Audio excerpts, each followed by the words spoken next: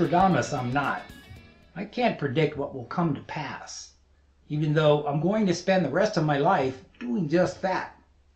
Foretelling the future, declaring something that isn't present now will be down the road, even with no real evidence to support the claim. Is this just stabbing in the dark? Or just throwing enough items from our wish list in the hope that something is bound to stick to the manifestation wall? Or is this something different, something distinct from prediction? What I'm going to try to talk about is knowing that something will happen even when you don't know for sure that it will. And to get more granular, this is not about believing it. Obviously, if you know it, you believe it. That doesn't necessarily apply the other way around. Having faith that it will happen is closer, but that's not really it either. Knowing that something will happen before it actually does comes down to what we say and think, and therefore how we act. It's like a slow motion prediction coming true. If you know in your gut and your soul that something will transpire, you don't just know it once in a while. You walk around day in and day out knowing it. Even when you doubt, you still know it. Even when others doubt, you still know it.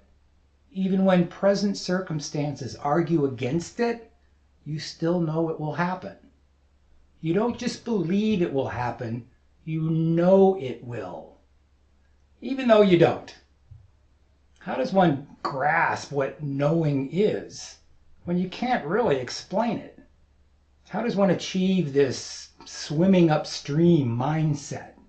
How do you get beyond affirmations and belief to that rarefied state of knowing in your gut and in your soul? Because you can't get there by trying. We must uncover it. It's already there. We must be willing to know what that is for each of us. This word surrender comes up for me at this point. I used to very much resist the idea of surrendering to some higher power and or destiny, until I finally realized that I actually want to surrender to it. My very being has been asking for it. Surrendering to what most calls to me is not an act of giving over. It is an act of accepting and receiving.